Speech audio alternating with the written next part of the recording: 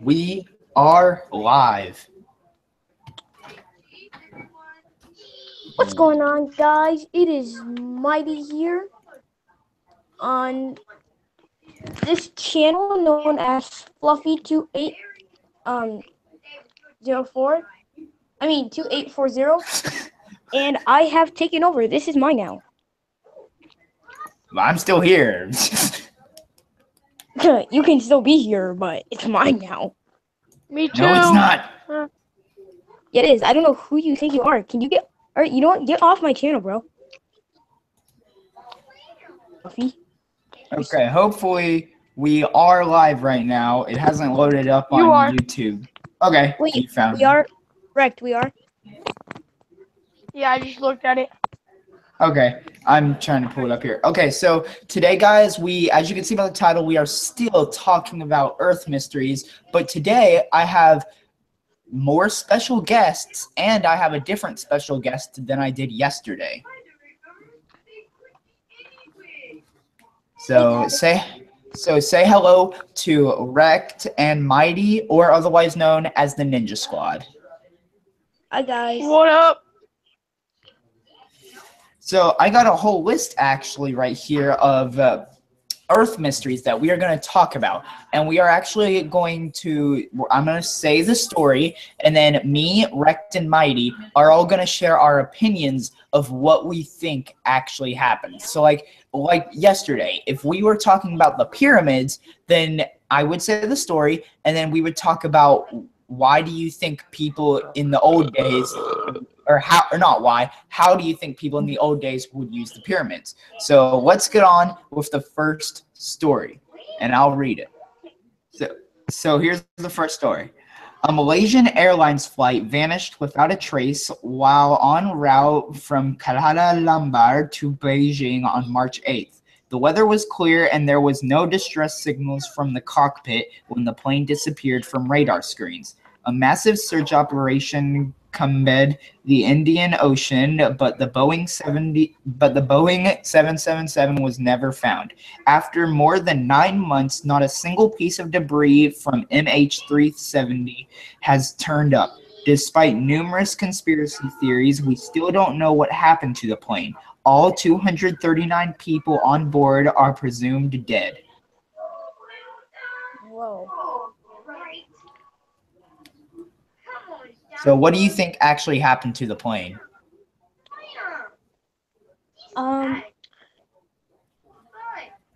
Let me see. Okay.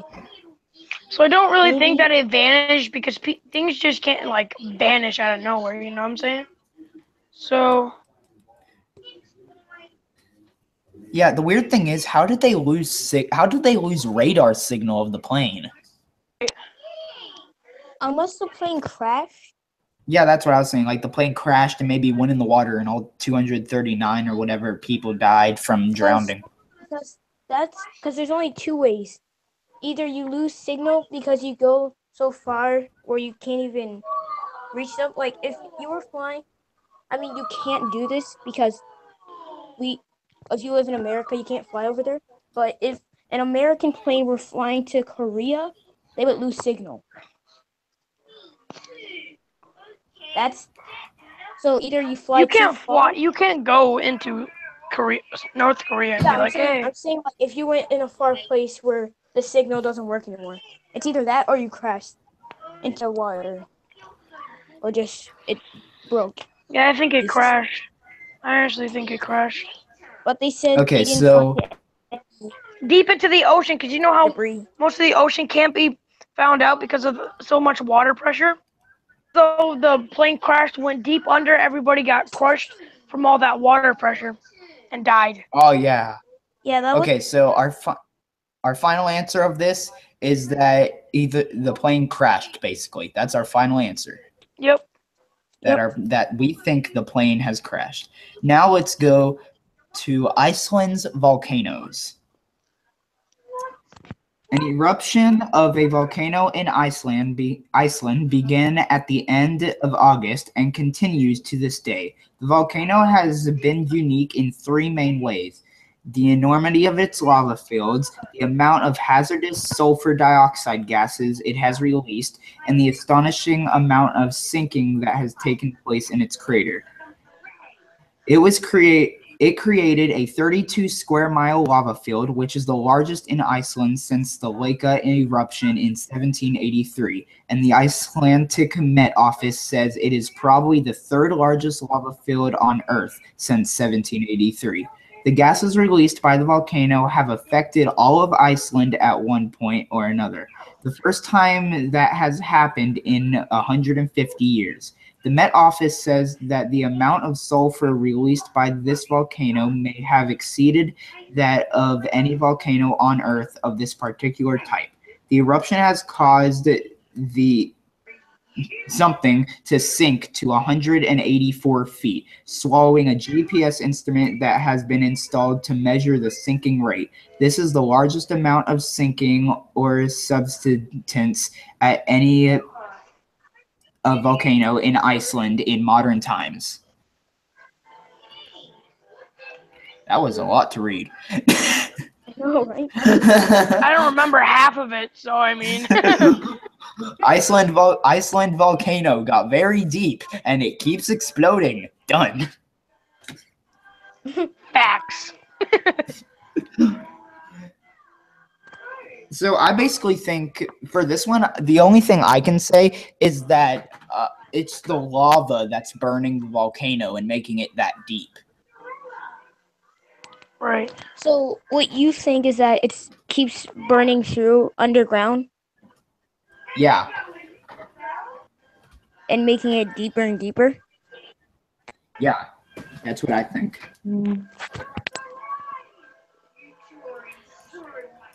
I agree with you. That would make sense.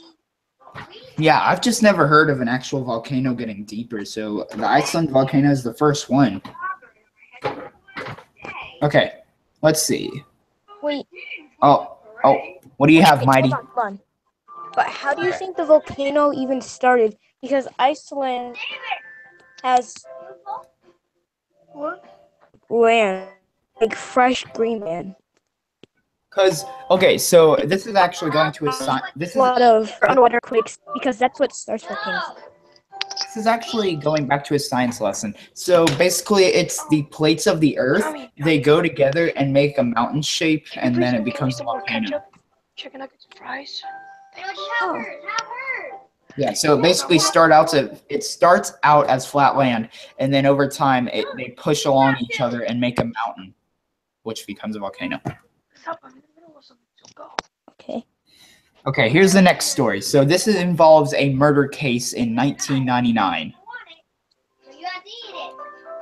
A 1999 murder case was resurrected and put under the microscope this year thanks to a non-fictional podcast that unravels a story week by week.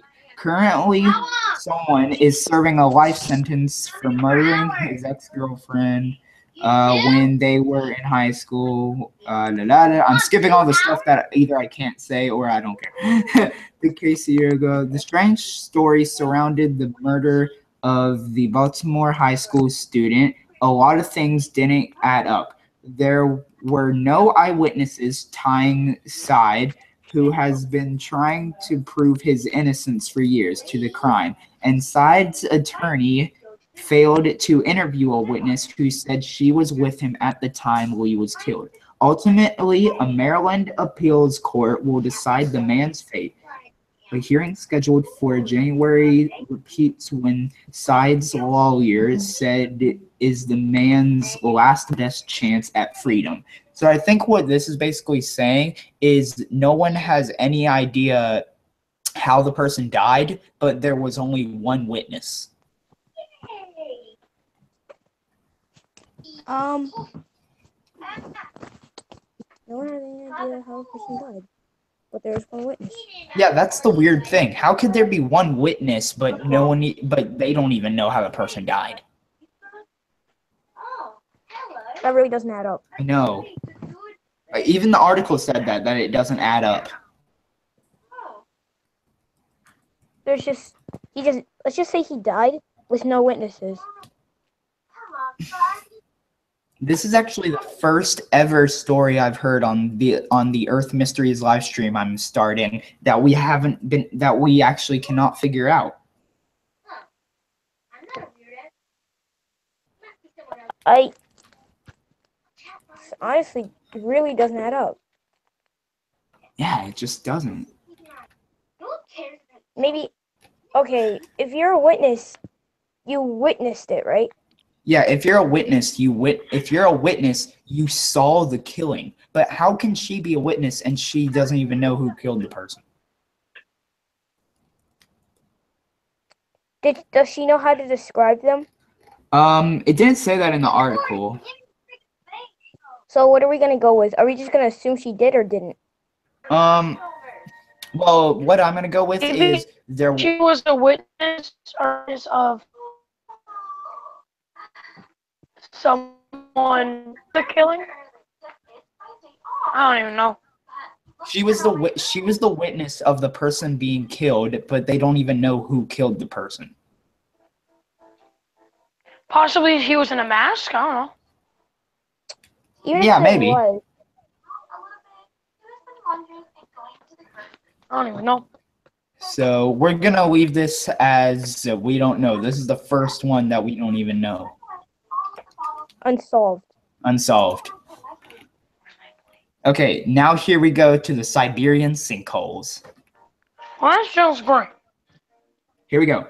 A 115-foot hole was discovered in Siberia's Yamal Peninsula, a name that means the end of the world in the language of the area's indigenous inhabitants. After an unexplained explosion in July, 2 other mysterious sinkholes popped up in Russia's north. Shortly after, scientists believe gas explosions beneath the surface caused the sinkholes, but they haven't been able to confirm that theory. In November, a team of scientists, a medic, and a professional climber plunged into a sinkhole to learn more about it, but the cause of the deep hole is still unknown.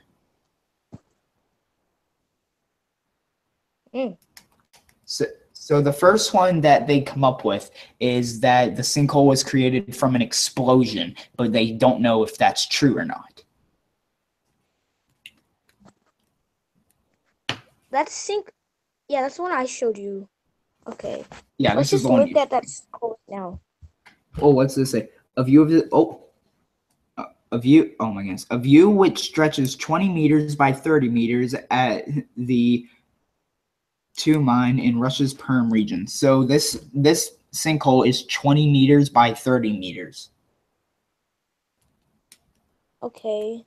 Okay, let's look at the hole, like the inside. Does that look hollow to you or no? Here, let's go. Let's inside a sinkhole.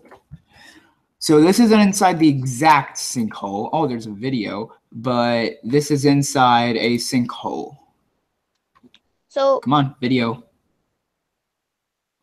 So they would be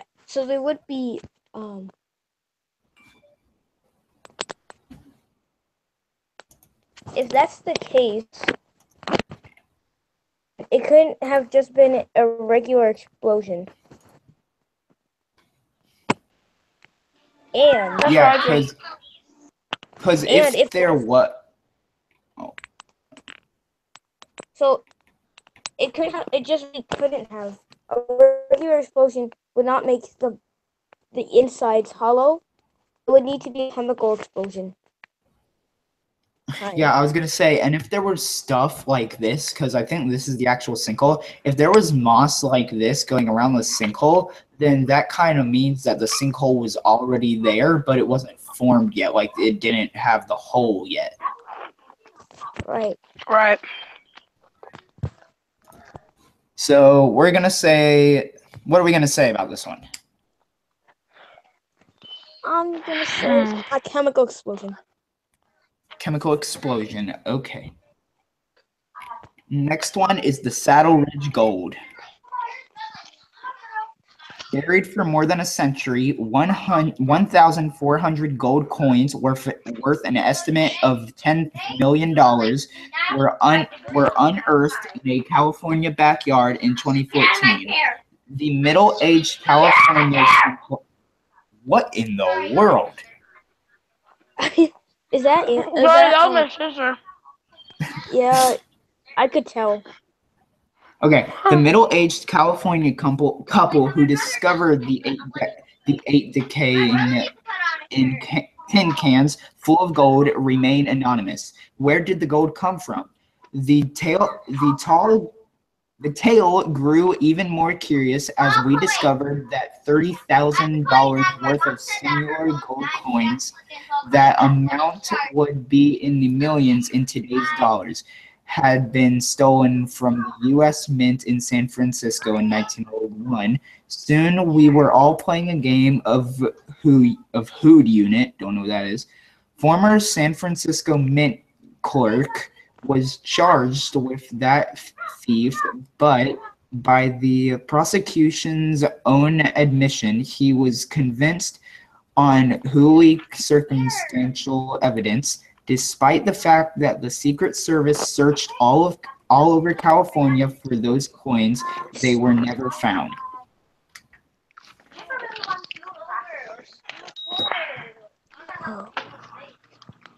So I think to clear this one up, there was a couple that found coins in their backyard, and then someone stole the coins, and they thought they knew who stole the coins, but when he went to jury, there was no trace that he had the coins.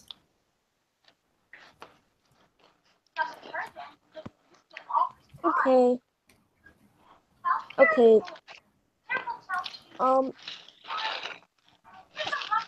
Well, he could have stolen the coins actually, and hid them. Oh, I think I just messed up something. And so he could have hid them somewhere you wouldn't look, like pirates. Like pirates from You said that. ago. You said that. Not the pirates we know now, and not pirates from shows. They're kind of like pirates we know now, but a little worse. They would take your things, and if they knew they could get captured, so they would put some of it in a place you wouldn't look. Okay. Like far away from them, so he could have stolen them and put them somewhere. Wait, so you said much better. That there was no trace at all? Yeah. So I think I might be getting this wrong, but by me reading it, I think what it said was there was a couple that found gold coins in their backyard, and then one day when they went to look at the coins, they were gone, and they thought they found the person who stole the gold coins, but when they searched him, there was no trace of the coins. I feel like he's just really intelligent, and somehow, some way, he found out a way to cover it up. Okay, so we think our final. Listen. Yeah, go ahead. Go ahead, Mighty. I was gonna say, before we wrap it up and say what we think, everyone has their opinion. Everyone has their own thoughts on this. He could be intelligent. There could also be this simple answer. They just got the person wrong. You know, like, we are trying to decide for ourselves. We are trained, but you have to take in notice that we are trained YouTube mythbusters. Okay? What? Alright. So we know a lot.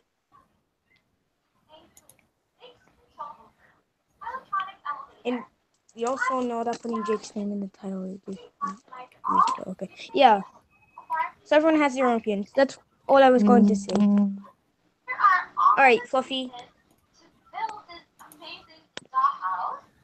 Okay, so Alright, well, that's say what you you have. wanted to say. Okay. The only thing I was gonna say was, what do we think the answer is? Do we think that the person actually stole the coins and they hid them really well somewhere? Yep. Yeah, That's what I that's think. what I think. What do you Okay. think, Buff? What do you think? What do I think? I agree with you. I agree with you guys. So, and Do you agree that- either maybe the guy did hide the coins somewhere, or maybe I have three choices of this. Either one, he hid the coins. Two, he hid the coins and now he has no idea where they are. Or three, he had the coins, but now he just lost them. But you can't just like lose them in such a great place to the point where they won't, to the Oh, point he that could? they won't find it.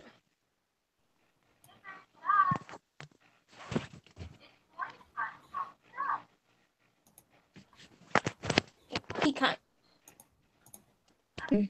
That's true. So in all, we're gonna say that he hit them. Okay, in all, we're gonna say that he hid them. That is the next story has been uncovered in our opinion. Yes. So, oh wait, that was okay. So the next one is a celebrity photo hack. Beginning in late August, an anonymous 4chan user, oh my goodness, 4chan, began posting hundreds of never-before-seen private photos of celebrities that were stolen from their hacked iCloud accounts. The victims were mostly female and high-profile. Jennifer Lawrence, Scarlett Johansson, Kim Kardashian, Kate Upton, and Michaela Marnie are just a few women whose accounts were compromised. Apple confirmed the hackers had obtained the images by means of a targeted attack. Though we still don't know who or how many hackers was involved, the FBI said it was looking into the case.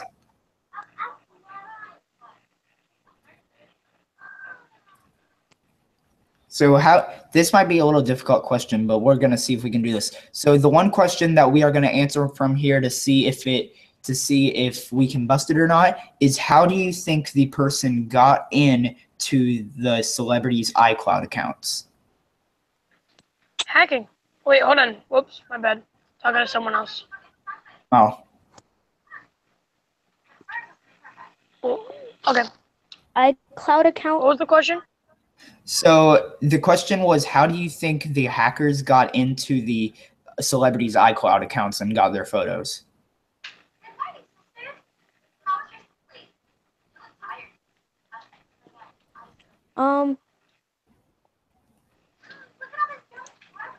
Okay. I think they just hacked their way in. You think they just hacked their way Right. in? Yep. Assuming that they're pros at this. Assuming. Okay, so the Mythbuster that, well, kind of Mythbuster, because these aren't myths, these are real things, but they're undiscovered. So what should we be called instead of the Mythbusters? Because these aren't myths. These are real things that haven't been uncovered. Earth discoveries. Earth Discoveries Busted. Earth Discoveries Busted, or Earth Discoveries Uncovered team or something. Okay, so this one has been busted. We think it was just a very low hacker got into their iCloud accounts. All right. Next one is talking about space. So we have finally went to space. I love space. Scientists think they found the moon of an alien planet, which would be the first time we've ever seen an exomoon. The problem is that we're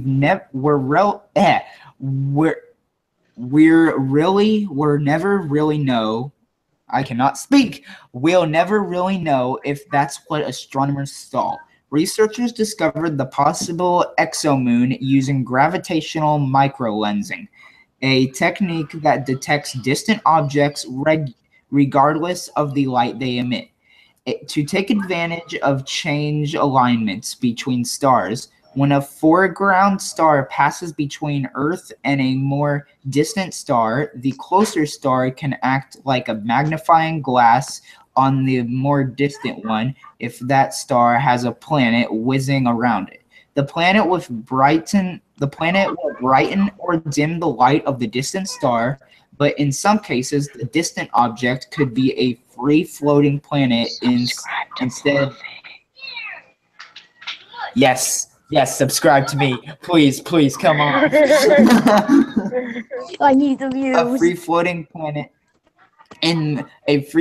planet instead of a star, giving scientists the ability to measure the mass of the planet relative to its companion.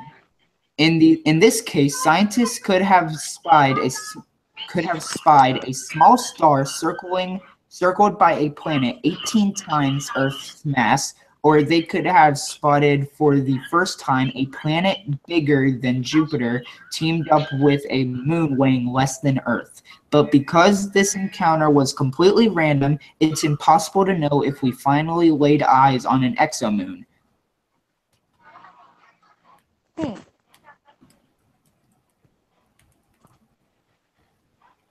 What do you know what? What do you think, Fluffy? Subscribe to me. Fluffy. Fluffy. Yeah, subscribe to me. I said that. You guys didn't see my mouth. I said that. What? So okay, stop. Stop. So No, not you. So, Sorry. a moon orbiting a planet that lies outside our solar system. So I think it's true. Even though we have no basic evidence and we can't really see it, I think it's true. Yep. Me too. Okay. Yeah.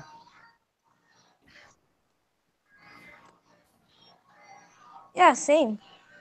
So we all think it's true. So NASA or SpaceX or whatever, if you are watching this, we think it's true. So you better go discover it. Oh God.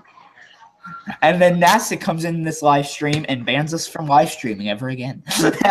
Wow. Indians. Oh, Okay. so we are going back to kind of what we were talking about last live stream, Stonehenge. Oh, all right. Oh. But instead of talking about Stonehenge, we are actually going to be talking about what's beneath Stonehenge. Whoa. Okay. So, an underground mapping technology revealed that Stonehenge did not always stand alone. Beneath the 5,000-year-old stone structure is an archaeological treasure trove made up of thousands of monuments that include shrines, burial mounds, deep pits, and other unexplained features. Stonehenge was previously thought to be a standalone, isolated structure, so this discovery has thrown researchers for a loop. Stonehenge may never be the same again, said the project's lead researcher, and this is just the beginning. The vast majority of information from the site has yet to be analyzed. And I won't read the last quote, but yeah, so they're basically saying that Stonehenge is not standing alone, that there are these tiny things under Stonehenge that are keeping it upright. I agree with that, to be honest. The one thing that I want to say, oh, sorry, Mighty, I'll say this and then I'll let you talk. But the one thing I want to say is I kind of agree that there is something holding up Stonehenge, but the thing is, if you look at these pictures, I realized I'm jumping and they can see me jumping on the live stream. But if you look at these pictures, if I do pull it up, one sec, let me pull my live stream up. Settings. And oh, we don't care. What? No, nobody said anything. What are you talking about? What? That was my sister. Sorry. Where is screen sharing? Where are you? I'm trying to find. Oh, there it is. I don't care. Okay, so if you look at my screen right now, share. This is the picture that they have of what's underneath Stonehenge. Wait, hold on a minute. Okay. Mom, how big of an attitude you can give me and Anna? That's what they think is under Stonehenge. Yeah, this is what they think is maybe helping Stonehenge stay up. Those small little things? I know, that's what I said. And so I disagree. that doesn't really make sense. I honestly disagree. I completely disagree. Yeah, so we did agree until we saw the pictures. So what I can say to this is we're kind of in the middle, but we're leaning a lot towards no. We're leaning a lot towards it's not true, but we're kind of in the middle. Right. Okay, next one. Oh, you can talk. You can talk. On a scale of 1 to 10. Okay, listen. So 1 to 4, you believe. 6 to 10, you don't. Where do you fall on that? 7. Oh, okay. I would say I agree with 7 too. I say 6. Yeah, I was gonna say 6, but I'm like I agree with 7 better. Okay, next one is called Sony hack. Sony hack. Sony is still reeling from a massive hack that exposed embarrassing company secrets and led them to the cancellation of a movie release. The FBI blamed the hack on the North Korean government, saying the attack was a retaliation for The Interview, a Sony film starring James Franco and Seth Rogen that chronicles the assassination of Kim Jong-un. However, not all security experts are convinced that the link to North Korea, specifically the North Korean government, is accurate, especially in the absence of more concrete evidence. I remember this being on the news. I remember this. So basically, what this clears up to is the United States showed a documentary of one of the leaders of North Korea being assassinated, and they're thinking that North Korea did not like the documentary, so they decided to hack the TVs and not show it. I feel like that was something that they would do.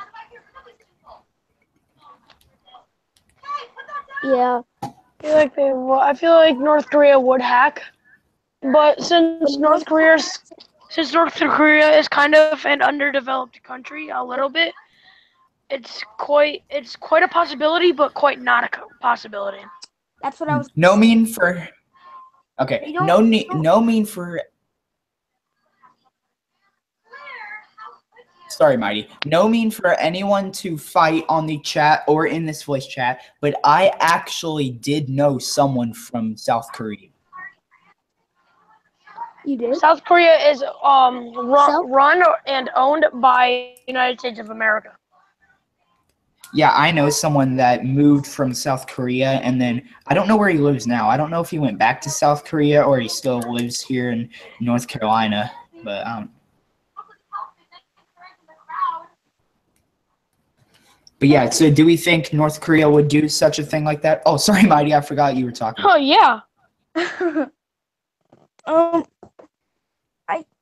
I think they would if they could, because again, North Korea is a third world country. They're not the poorest, but they are pretty poor.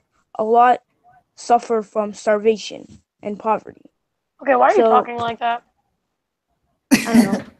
So I don't think they really, and they don't really have a good education system. So I don't really think they know how to hack And so many the people, internet. so many people are brainwashed that they don't even know. They don't even have time to hack. Actually, all they do is go to school, Praise tuss, their leader. and then go home to praise the leader, and then eat while praising their leader, and then go to sleep right after praising Oh, the Spy leader. in Disguise. Spy in Disguise is here, everybody. Hey, Sorry. welcome, Spy in Disguise. Welcome to Spy in Disguise, everybody. Wait. He was supposed to be here at the beginning of the stream, but he left and he hadn't come back. But now he's back. Yeah, No, even it was though because my phone was dying. he's Okay. not in the Ninja Squad. Yeah, even though he's not in the Ninja Squad, he is allowed to be here because this isn't like an official live stream because I own it. Okay, next one. Okay, so Spy in Disguise. We're basically doing what we did yesterday, which is talk about Earth mysteries. And right now we are on one called Mexican Students. Wait, called Mexican students? Yeah. Okay, so I'll go ahead and read it. It says, nearly 4 dozen high school students disappeared in Hang on a Mexico second. after police stopped. What? Oh, Spy's muting himself. Nearly 4 dozen high school students disappeared in Mexico after police stopped them from traveling to a protest. The cops then reportedly handed over the students to a drug gang who investigators say killed them. However, their bodies have never been found. Nearly 80 people have been arrested following the kidnapping, including a mayor, his wife, and a local police chief. But without their bodies, the case remains unsolved. Wow. Okay. I don't even think a cop would do that. Why would a cop hand students over to a gang? Over to a what? Possibly to Why would save a- their own lives. I don't know. Yeah, why would a cop hand over students of a school to a gang? All right, I'm back. What if they were crooked cops? They could be just crooked cops. Okay, so Spy in Disguise, you aren't here to hear this. So this article was basically saying that there was a cop that handed Mexican students over to a gang.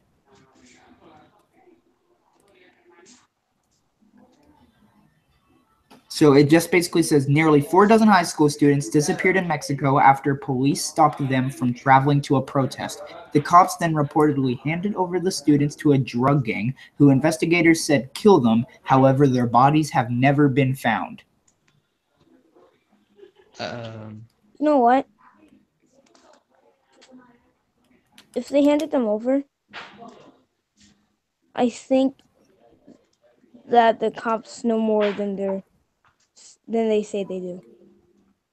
Yeah, I was gonna say the one thing that should have happened after this crime was set was the cop who handed the children over to a gang should be arrested. Right. Wait, he's not arrested?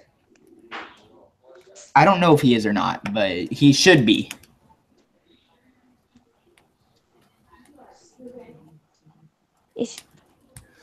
Okay, so this is basically saying, here's the question of this article. What happened to the kids' bodies?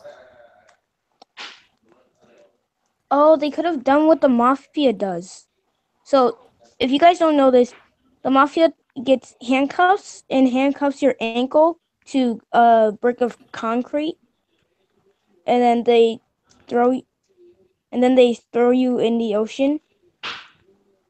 And since the concrete is so heavy, you drown.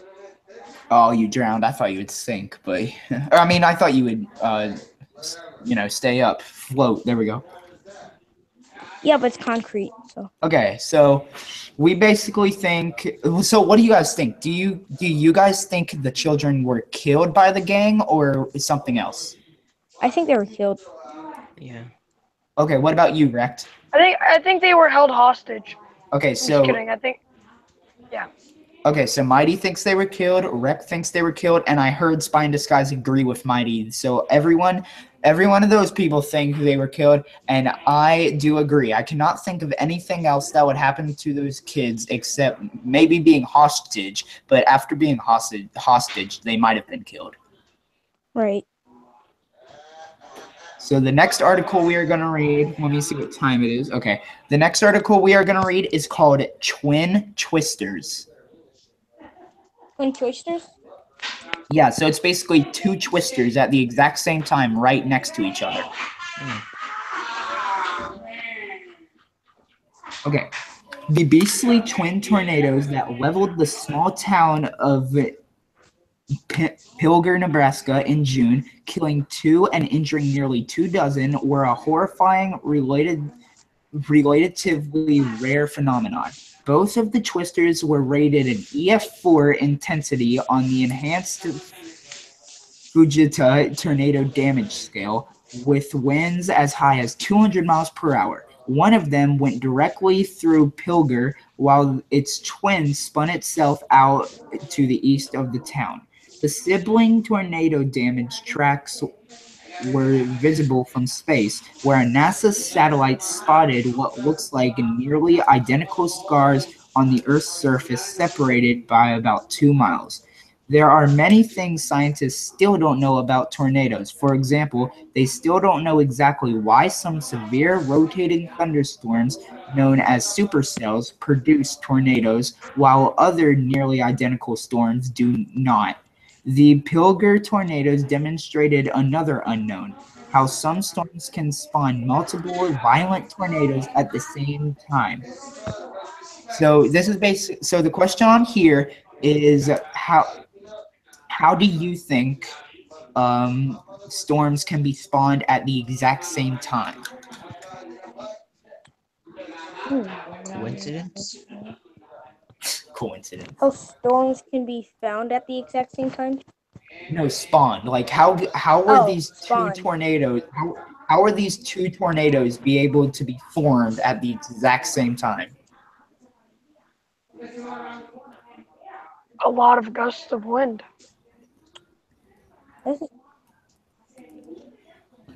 Yeah, I actually do agree with you, Rex, because in the article it says it was an EF4 intensity tornado with winds up to 200 miles an hour.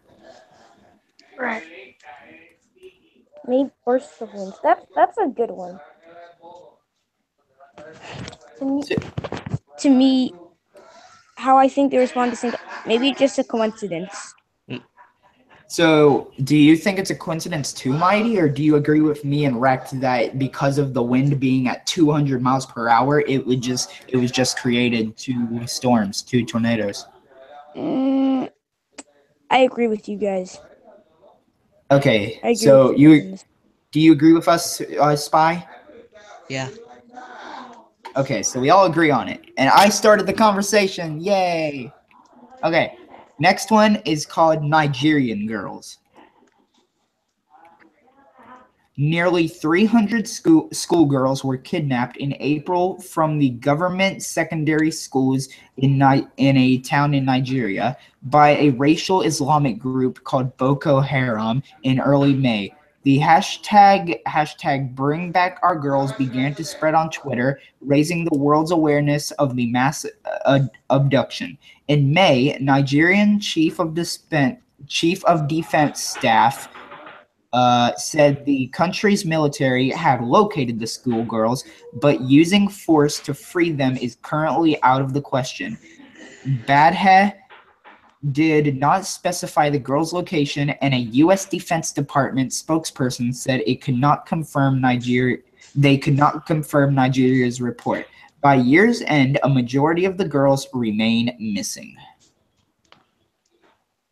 That's crazy.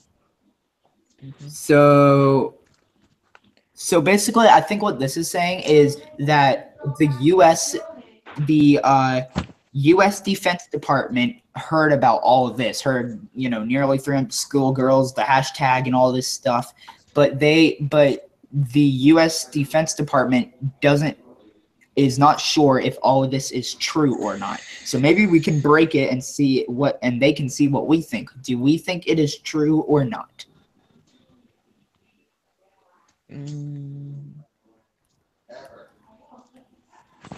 I think it's true. So we have Mighty that thinks it's true. True. We have Wrecked that thinks it's true. How about you, Spy? Yeah, I'm gonna have to go with true because there's a lot of crazy people in this world. Amen to that. So I agree. I agree with you. I was gonna say Mighty. I agree with you, Spy. I agree on the exact same reason. There are a lot of people that are crazy in this world that can do a lot of bad things. All right, so we all agree. Yep, we all agree that the story is true. So US, you better believe this story. Okay, We are then trained YouTube professionals. we are trained YouTube professionals and trained YouTube Earth Mystery Busters. We work Yeah. at Hey, Fluffy. We work at Microsoft. No, we work at YouTube. What's the difference? Microsoft is a computer company. YouTube is a Google company. So we basically work at Google. And where did Rec go? Wait, did he just leave? Yeah, Rec Yeah. just left. Oh, he had to go. Okay, the next story is called Stealthy Submarine. Okay. Sweden's top general recently said the nation's territory was unacceptably violated in October, but he couldn't say by whom. The Swedish military found traces of a mysterious submarine lurking in the waters near the nation's capital, Stockholm, and many officials pointed the finger at Russia. But after a days-long search operation around the Stockholm something's 300,000 islands, Swedish officials called off the hunt. They said the submarine was foreign and its country of origin remains unclear.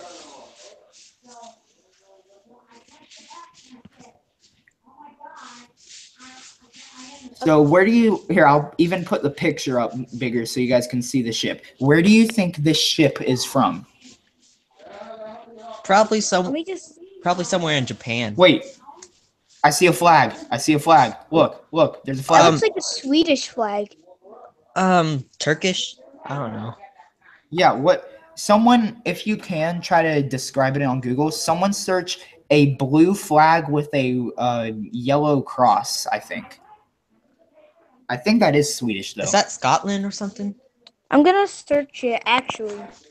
Yeah, search a blue flag with a yellow cross. Crosh. Just be glad I didn't say something else. I think it was worse that you pointed it out. No, that's a yellow. Yeah, cross. Here, I can me zoom in, I think. Here, let me actually zoom. Oh, so it's... Oh, I can't really zoom That's in. Is the That's correct? Scotland. Wait, actually, what color is it? It's a blue flag with a yellow cross on it. Oh, then it's not Scotland. Scotland has the same thing, but a white cross. Here, I'll put up blue flag, Yeah, wait, hold on. blue flag, yellow cross. Got it. It's Sweden. Yeah, that's what I thought. Good. Just about to say that. So if this is a mysterious boat that went into Sweden and it's from Russia, then why does it have a Sweden flag? Probably just to intimidate. That doesn't. Wait, it Yeah, went maybe. into Sweden from Russia? Yeah, like I was gonna say, I'm like, how does Russia have a Swedish flag? Undercover? Maybe? So okay, so the answer to the question that we have to answer to this is, where do we think this boat is actually from? Do we think it's from Sweden? Do we think it's from Russia?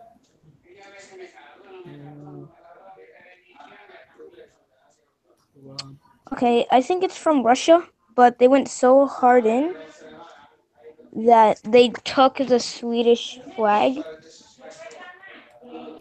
so you couldn't tell. Okay, what do you think, Spy? I think probably it's just something so that they know that they're not gonna get attacked. So probably just for disguise, yeah. Okay, so do you think it's from Russia, or do you think it's for disguise from another place? I wouldn't. I wouldn't know a nemesis for Russia. Yeah, I was gonna say sweet. Well, I'm in capitals. well, we're Sweden. technically, well, we're not nemesis from Russia, but we're not friends with Russia. So let's see. I'm looking up something. So just ignore the ship picture for a little. Okay.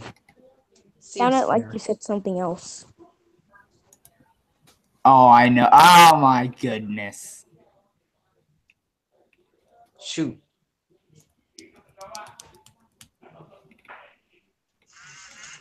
Okay, so here are the foreign relations of Sweden. You have United Nations, European Union, Nordic Council, non-alignment, military, participation in international organizations, Europe. Okay, so that kind of didn't clear up anything, but yeah, it's basically saying United Nations, European Union, Nordic Council, Europe, and that's it. But yeah. So we think it is a undercover boat, but we are not sure if it is we don't really think it's from Russia, but we are not sure where it's actually from in our opinion. Maybe it was an ally or a double job from Russia or another state. Yeah, maybe that's why it went through Sweden, because it's an ally of Sweden, so that's why it went close. Huh. Wait, this says, yeah, that says K31. K31. How am I supposed to get through here? K31 boat. Yeah, there's the K31 boat. So. Okay, here I found a little Wikipedia page of it. Let's take into consideration this might not be true. I'm not saying it's definitely not. So, okay, I'm actually gonna put this up here on the page. So this Wikipedia actually shows that this boat is for Sweden. This boat is a Swedish boat. Then why would it? It says, is the lead ship of the Visby-class corvettes. It was built by Kockums at the Karlskrona naval base and was the first of 4 vessels of the class which are designed for coastal warfare. Let's see where else. Oh, here it is. So Visby completed sea trials in 2004. The ship underwent a further 8 years of tests by the Swedish Defense Procurement Agency before being delivered to the Navy in late 2012. These tests included the finish of the RBS-15 Mk2 ASHM, which took place in July 2012. In October 2014, Visby was amongst the Swedish vessels patrolling in an exercise for finding the source of foreign underwater activity, which was rumored to be a Russian submarine identified by distress call. So yeah, This is a actual Russian ship, and they are actually using this ship to help patrol a underwater Russian thing. Okay. So they took Sweden's ship for their own purposes. So what is our final decision? Mighty, you have the honor of saying what our final decision is.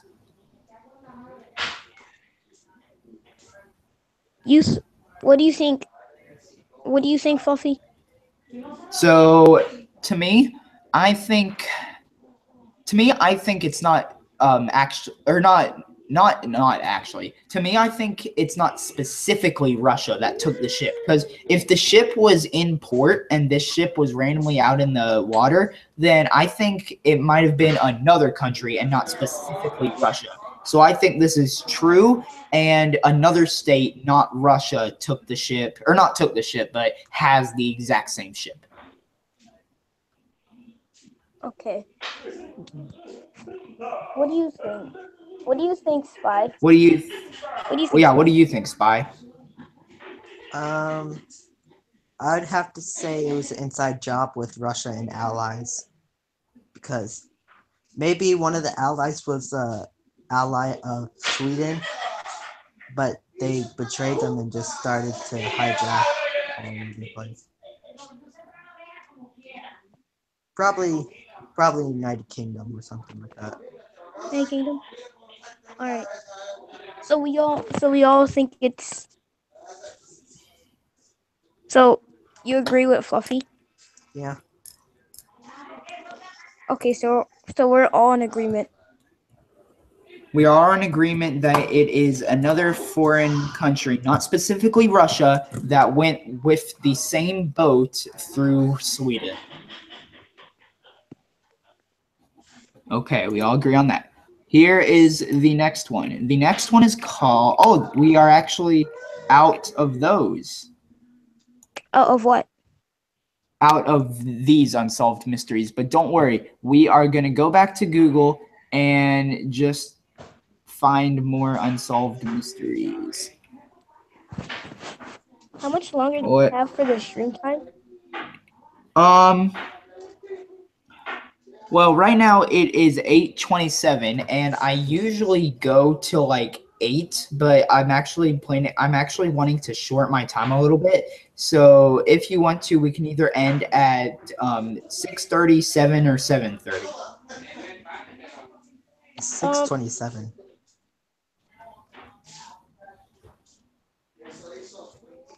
What time do you actually? Yeah. I'm gonna let Spy decide. Spy, what time do you want to end? I mean, I don't really have like much of a due date because I could just stay up all night or something. Yeah, we can stay up all night. We can do a 24-hour stream. I'm kidding. I mean, I could try that. I usually stay up till like 2 o'clock in the morning. I'm not allowed to. You can't? Not even in the Yeah, I'm not summertime? allowed to stay up. Yeah. So I think we can end. Let's end at 7 o'clock. All right. Stay tuned till then. Okay.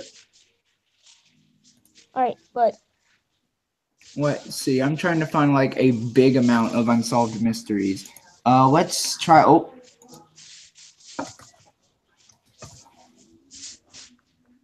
Top 10. Here we go. Top 10 anime betrayals.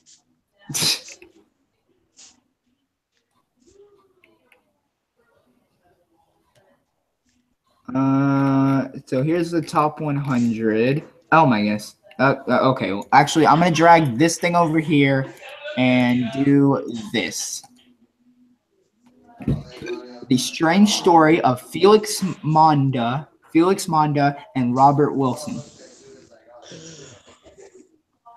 Although Air Force pilots Felix Manda and Robert Wilson disappeared over 60 years ago, 60 years ago, their names should still be familiar to UFO enthusiasts during an attempt During an attempted interception of an aircraft over Lake Superior on November 23rd, 1953, their plane vanished. Officially, the story was that Monda crashed in the lake while in pursuit of a Canadian aircraft. However, the UFO community believes that the Kinross incident, as it was called, involved the pursuit of an alien spaceship. A recent development happened in 2006 when a group of divers called themselves the Great Lake Dive Company, or GCDC, or GLDC for short, claimed to have found the wreckage of the plane at the bottom of Lake Superior. Further probing raised a lot of questions regarding the validity of the company itself and statements made by GLDC spokesman Adam. An investigation was carried out by the Mutala UFO Network, MUFON for short, one of the largest UFO investigative organizations in the world. They found almost no information about GLDC or Adam other than their own website and concluded that the GLDC was not a legitimate corporation and their claims were unsustained. While pressed for answers, GLDC refused to blah blah blah. Okay. So there were two people that were trying to go fight a Russian aircraft, and they suddenly just vanished. And people think that divers went underwater and found the wreckage, but we are not sure if this is the actual wreckage or not.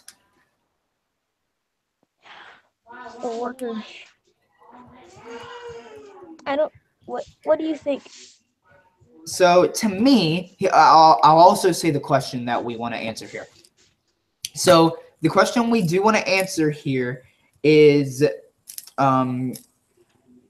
what happened to the planes, and if the planes did wreck in the water, was the wreck found already? And to me, my opinion would be that yes, the planes did wreck in the water because it was aircrafts, and aircrafts do usually fly through a aircraft carrier, and aircraft carriers are like in the middle of the ocean, so if it was a crash, they've got to land in the water. And if they did find the plane, then I would expect this article to actually say they found bodies in the plane, but this article did not say anything about finding bodies in the plane. So I do believe that the plane did crash in the water, but I believe they might have found maybe a World War II or World War I plane. What were you going to say? So, oh no, I was going to say something, but then I realized something else. So that's my opinion, where the plane, I definitely think the plane did go in the water, but I do not believe they found the plane. I believe that they might have found a World War I or a World War II plane.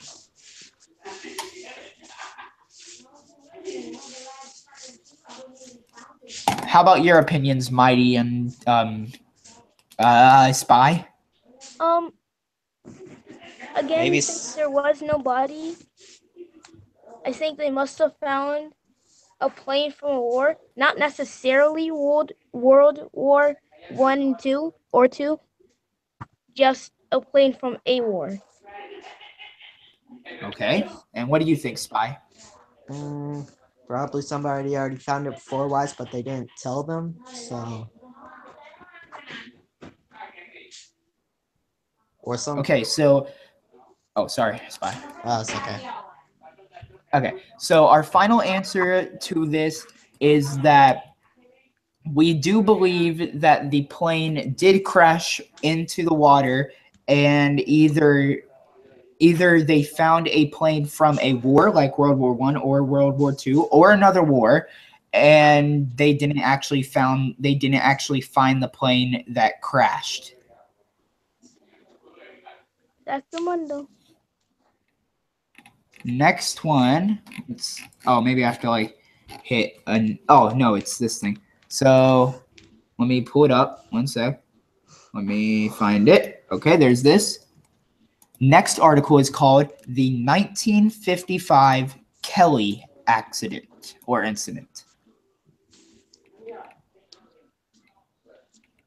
On the evening of Sunday, August 21st, 1955, present at the Sutton farmhouse at Kelly, what in the world? At Kelly were 11 people. Windowed family. This person's name, she was 50, and her child, Lonnie, who was 12, and Charlton, who was 10, and Mary, who was 7. 2 sons from her previous marriage, and and her respective wives. But there's so much information I do not need to read. And a Pennsylvania code, blah blah blah. Okay, so I think this down here called the 11 witnesses is the one we need to read. Not all of the 11 were eyewitnesses to the most significant events. One of the women apparently had been too frightened to look. And Lonnie, speaking to me at age 62, said that during the fracas, her mother had hidden him and his brother and sister under a bed. About 7 o'clock, Billy Ray Taylor was drawing water from the well when he saw a bright light streak across the sky and disappear beyond a tree line some distance from the house.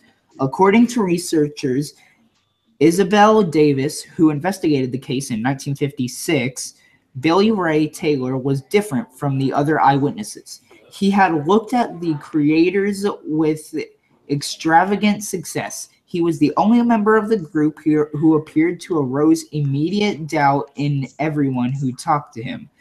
I'm going to skip some of this.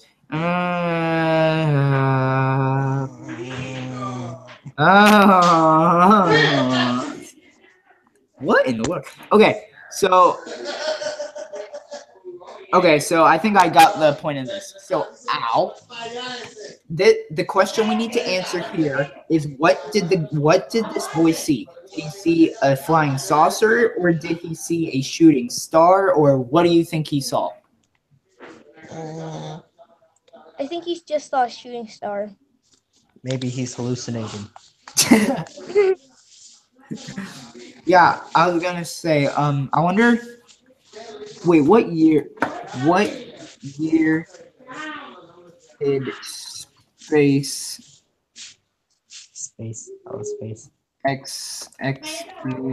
exploration start? Wasn't it 1998? 1957 is when it started, and this story right here is talking about 1955. So this was basically 3 years before space exploration started. Oh. So if this was a shooting star that the boys saw, then there was no space exploration place for him to contact to be able to see if it was a shooting star or not. So do we agree that this is a shooting star or a spaceship, or what do we, or not spaceship, but UFO, or what do we agree in? Because we already have ruled out spaceship because space exploration wasn't invented back then at that time. I still think it was a shooting star. So, okay, Mighty thinks it was a shooting star. How about you, Spy? Probably it was a firefly, because usually those things get up pretty close. Well, this was a streak of light, and fireflies don't make a streak of light. I know. Some sort of random... I don't know. Probably a shooting star. Yeah.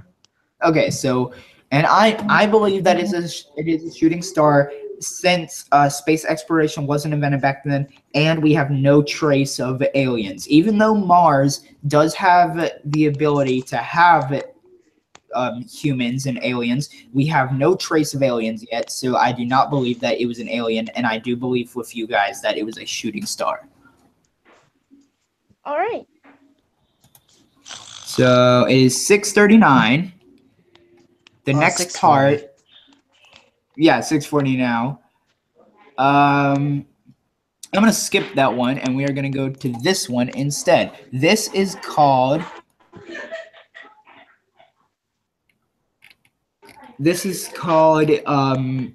John Benton Ramsey.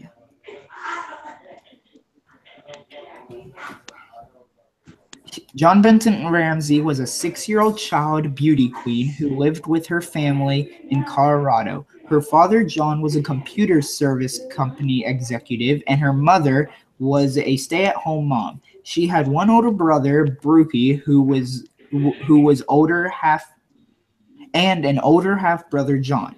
John Bennett was an active participant in child beauty pageants. John Benet, thank you.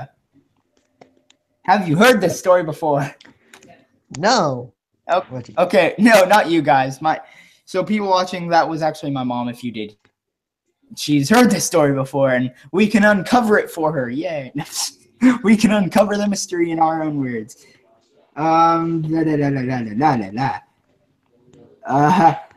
Benet was an active participant in child beauty pageants, winning the titles of American's Royal Miss, Little Miss, whatever, Little Miss whatever, Little Miss Colorado, I can't say it, Colorado State All-Star Kid Cover Girl, and National Tiny Miss Beauty.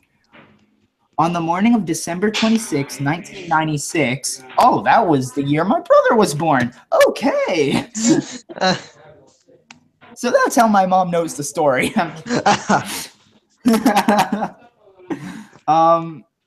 John Benet's mother found a ransom note demanding $118,000 for her daughter's safe return. The note said that the kidnappers would monitor the collection of the money and that John Benet would be returned as soon as it was paid.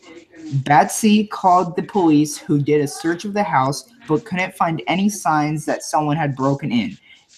Interestingly, $118,000 is the exact amount that John received as a bonus that year for his company. After Pansy called the police, John Benet's body was eventually found in the home's basement 8 hours later.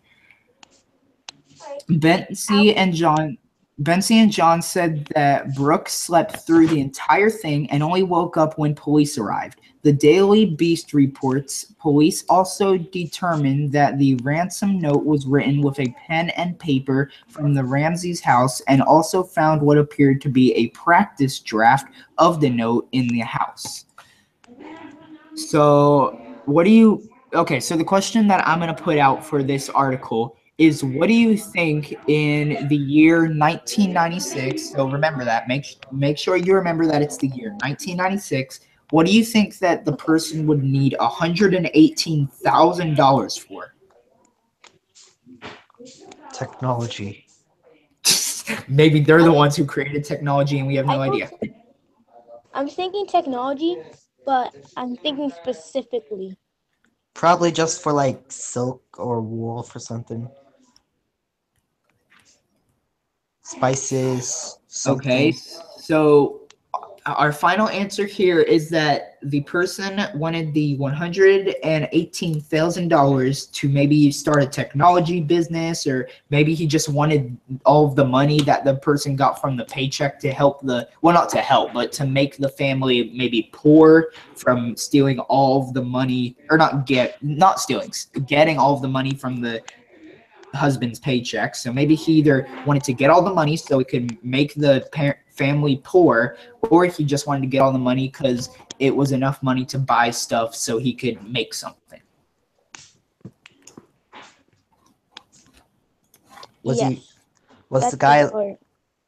Did the guy have like a house or something? I don't know. It didn't say that in the article. All it said was there was a note left on the counter saying that the person kidnapped one of the sons and wants $118,000 before giving the son back. And when the police came, when the police came, they saw no track of the robber, or whatever you want to call him, in the house. They saw no track of how the person was able to get in the house. And they found the body. They found the body of the daughter in the house. She was dead, but they had no trace of the person being able to get in the house. Mm,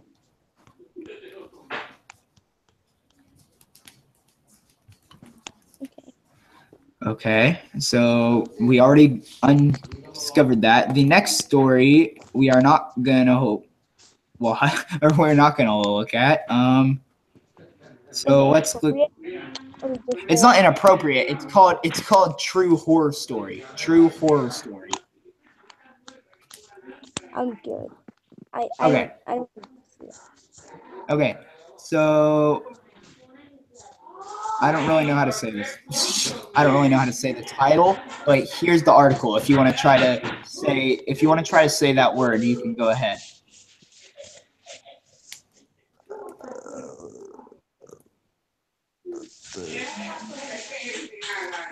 It's like Tarad. The Strange Mystery of the Man from Tarad or something. I don't know. hang on. Just go to Google Translate Oh. and just make sure to put it. Just copy and paste the word, and then I'll put to English, and then just Yeah, and then just make it audio.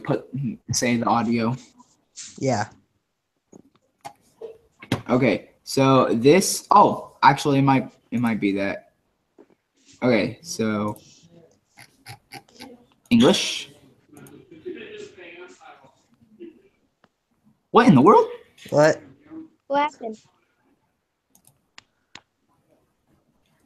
Is it not playing? No, oh, you guys can't hear it? No. Oh, it's playing, but you can barely even understand it. How about in English? I mean Latin. All I heard was a little hiss, like.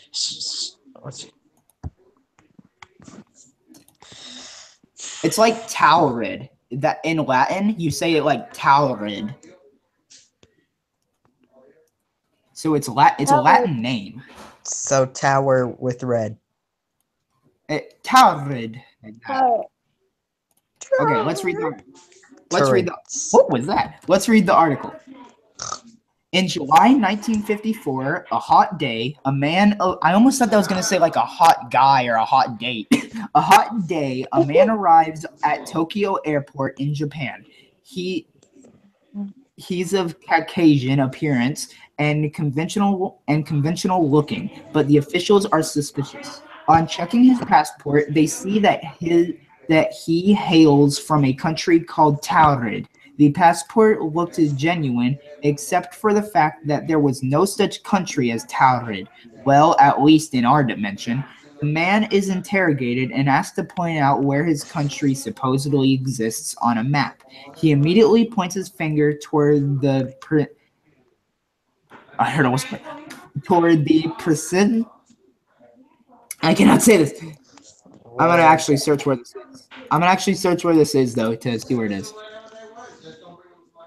So he says that it's in a country. It's in a country in Europe.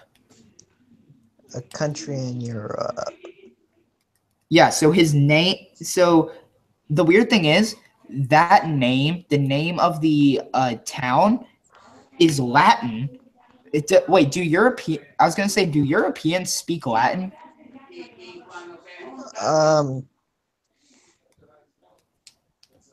I don't think they do. I think they speak European.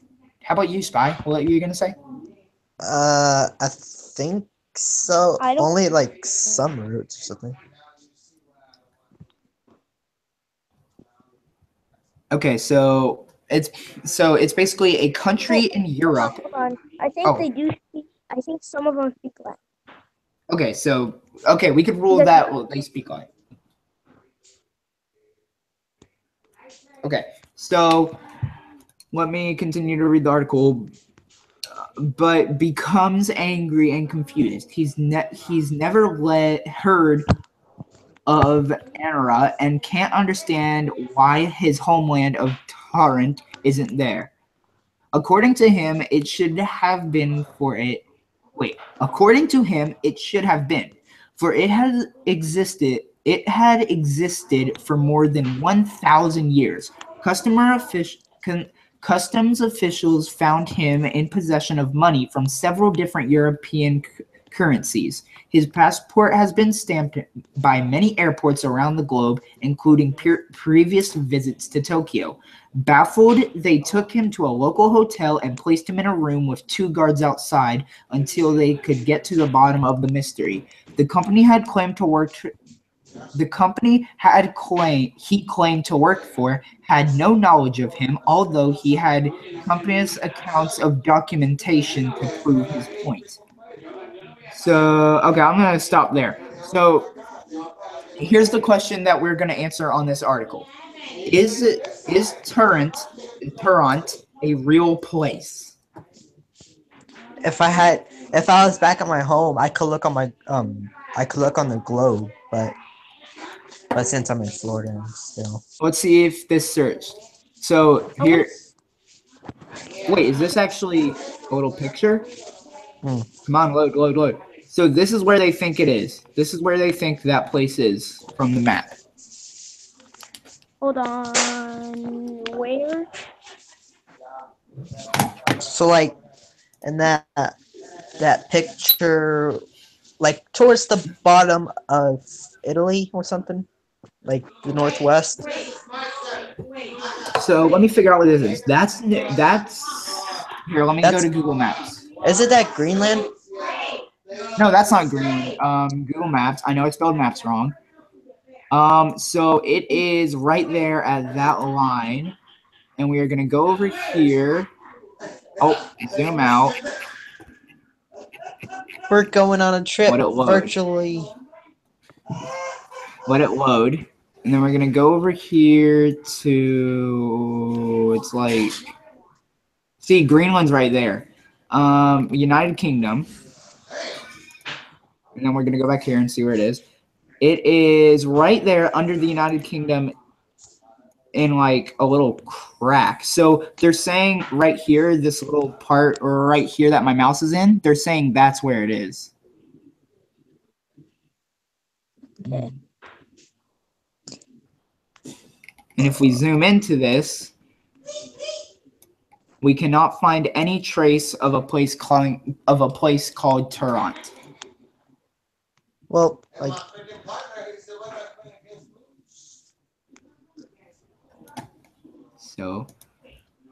so even though there's no trace of a place called Tarrant, do you think Tarrant is real, or Tarrant? There's no. I mean, there's no place. I mean, no trace. There's no place. Yes, there is no place, but there's also no trace. I don't think it exists. Okay. What time is it now? Oh, get out of my way, Dropbox. What time is it now? It is 6:53. Okay, we have time for one more article.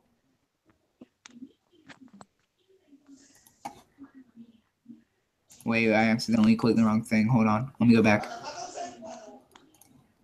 It's time for one more bag of Doritos. I wish you were actually eating Doritos now. Okay. I am. That's just on the side. In 1950, a man with mutton chop sideburns and Victorian ear dubs popped up in Times Square.